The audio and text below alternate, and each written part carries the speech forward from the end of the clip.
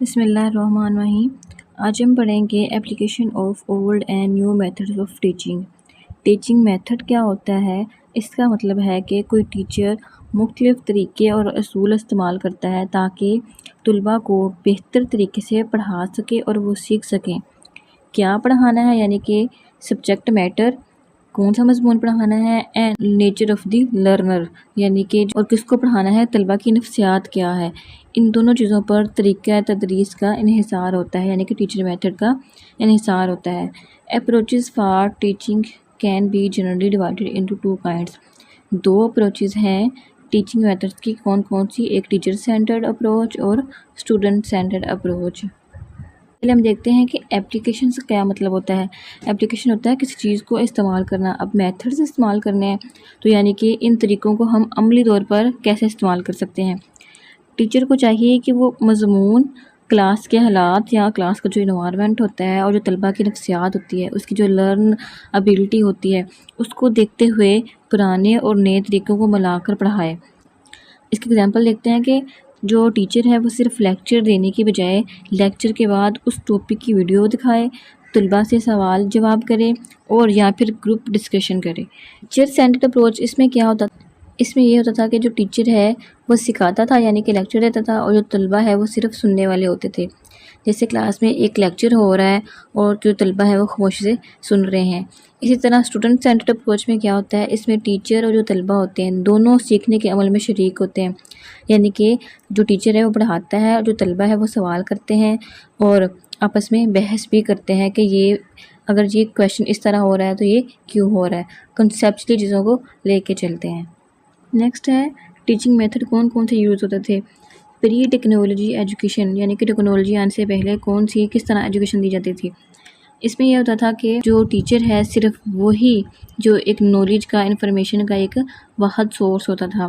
اس میں زیادہ تر چاک اینڈ ٹاک یعنی کہ بورڈ پر لکھ کر اور بول کر پڑھایا جاتا تھا، ٹھیک ہے، یعنی کہ اس میں اسٹوڈنٹ کی کوئی ایکٹیویٹی شامل نہیں ہوتی تھی۔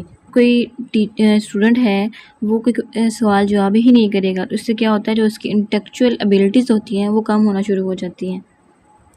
نیکسٹ کیا ہے، لیکچر میتھڈ۔ یہ بھی ایک اولڈ میتھڈ ہی ہے۔ یہ زیادہ تر بڑی کلاسز میں استعمال ہوتا ہے جہاں ٹیچر معلومات دیتا ہے یعنی کہ انفارمیشن دیتا ہے، لیکن جو طلباء ہے وہ خاموشی سے بیٹھ کر سنتے ہیں، جیسے کہ یونیورسٹیز وغیرہ میں ہوتا ہے، ٹھیک ہے۔ آگے ہے class room discussion. Class room discussion جو ہے وہ ایک جدید میتھڈ ہے۔ اس میں کیا ہوتا ہے کہ اس میں ٹیچر اور اسٹوڈنٹ کی ایکٹیویٹی ہے وہ ایک جیسی ہوتی ہے۔ جو اسٹوڈنٹ ہے وہ آپس میں ایک دوسرے کو رائے دیتے ہیں، کوئی سوال ہو، کوئی ٹیچر نے اسیسمنٹ دی ہو، اسٹوڈنٹس ہیں پر بحث کرتے ہیں، جیسے کہ ہمیں کوئی ٹاپک دے دیا جائے کہ کیا موبائل فون کا زیادہ استعمال ٹھیک ہے یا نہیں، تو جو بچے ہیں وہ آپس میں ایک دوسرے سے ڈسکس کریں گے۔ آگے ہے جی ملٹی میڈیا۔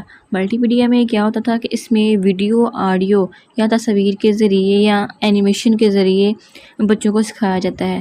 یہ ایک دلچسپ طریقہ ہے جس میں بچے جو ہے وہ بور بھی نہیں ہوتے اور وہ آسانی سے سمجھ لیتے ہیں، ٹھیک ہے۔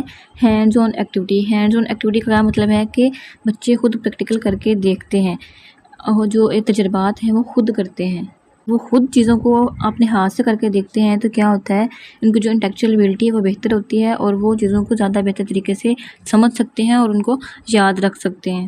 ہینڈز آن ایکٹیویٹی اور جو ملٹی میڈیا ہے یہ بھی نیو میتھڈ ہیں ٹیچنگ کے۔ Ideological bases of education in Pakistan. Ideology کیا ہوتا ہے، اس کو بولتے ہیں نظریہ۔ ایڈیولوجی کیا ہوتا ہے کہ جو خیالات ہوتے ہیں، سوچیں ہوتی ہیں اور جو اصول ہوتے ہیں یعنی کہ ٹریڈیشن، ہمارا جو کلچر ہے، ٹریڈیشن ہے، سوسائٹی میں کیسے رہتے ہیں، اس کا مجموعہ ہوتا ہے۔ یہ ہمیں زندگی کے مختلف پہلوؤں کے بارے میں صحیح سوچنے اور عمل کرنے کا طریقہ سکھاتا ہے۔ اب جو پاکستان میں جو تعلیم کی ایڈیولوجی ہے وہ اسلامک بیس ہے، ٹھیک ہے۔ تو پاکستان ایک اسلامی ریاست ہے، اس لیے ہمیں تعلیم کی جو بنیاد بھی ہے وہ بھی اسلامی نظریات پر رکھی گئی ہے۔ اس کے کچھ اہم جو ہے وہ کنٹینٹ ہے، کوئی نکات ہیں، جیسے کہ اللہ از دی سیورین، یعنی کہ جو حاکمیت اعلیٰ ہے وہ صرف اللہ تعالیٰ کی ہے، یعنی کہ جو سارا اختیار ہے وہ صرف اللہ تعالیٰ کے پاس ہی ہے۔ مین از دی وائس جیرنٹ آف اللہ، یعنی کہ انسان اللہ تعالیٰ کا نائب ہے۔ اللہ نے انسان کو زمین پر اپنا نائب بنایا ہے، اسے اچھائی پھیلانے کی ذمہ داری سونپی ہے۔ اسٹیٹ ہیز السٹریٹو کریکٹر، جو ریاست ہے اس کو مثالی کردار ادا کرنا ہے۔ ریاست یعنی کہ حکومت، اس کو انصاف، عدل اور مساوات قائم کرنی ہے۔ State of answerable for all well being of man, ریاست انسان کی بھلائی کی ذمہ داری ہے۔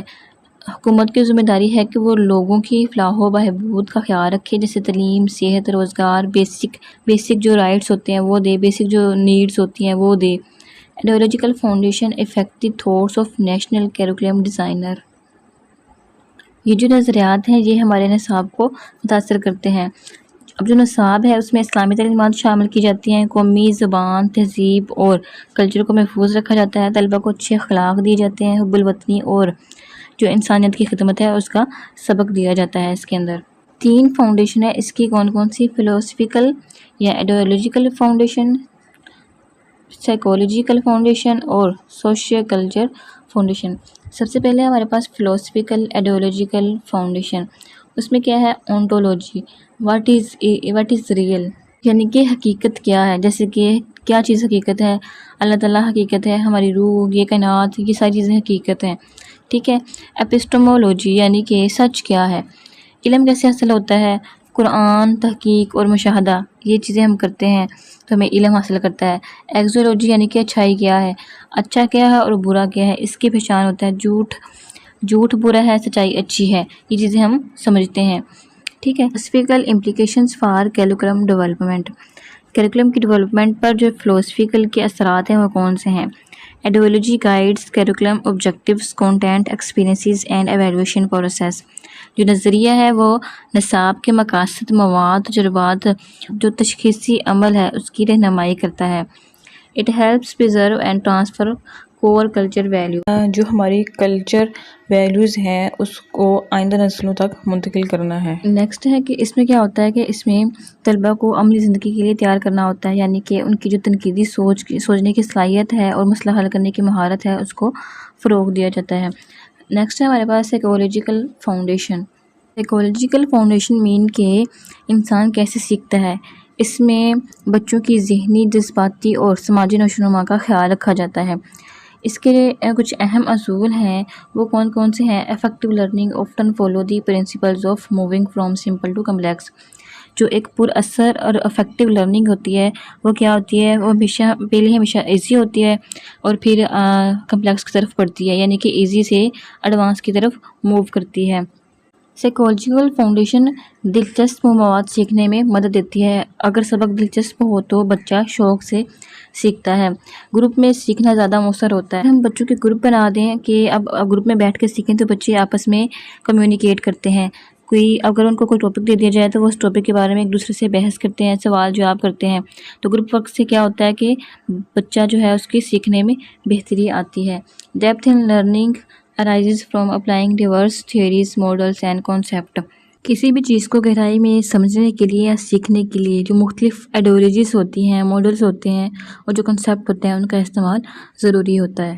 جیسے کہ ایک بچہ جو سب سے پہلے ہم اس کو بتاتے ہیں کہ 2+2 کتنا ہوتا ہے، تو سب سے پہلے ہم نے کنکریٹلی اس کو شو کروانا ہے، یعنی اور 4 پینسلز لے لیں گے اور ان کو بتائیں گے اب اس کو کاؤنٹ کریں، تو اس کو پتہ چلے گا یہ 4 پینسلز ہیں۔ اس کے بعد ہم بورڈ پہ لکھ کے بتائیں گے کہ 2+2 کتنا ہوتا ہے، تو وہ آسانی سے سمجھ لے گا یہ 2 لکھا ہوا ہے، ٹھیک ہے۔ تو اسی طرح نیکسٹ ہے ہمارے پاس سوشیو کلچر فاؤنڈیشن۔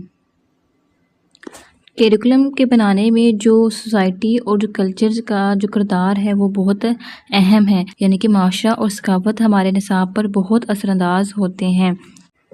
جو تعلیم کا مقصد ہے وہ صرف یہ نہیں ہوتا کہ ہم نوکری حاصل کر لیں، بلکہ یہ قوم کی تعمیر میں اہم کردار ادا کرتا ہے، یعنی کہ ہمارا جو کلچر ہے اس کو بھی پرزرو کرتا ہے اور جو ہماری اقتدار ہوتی ہیں ان کو بھی یہ پرزرو کرتا ہے۔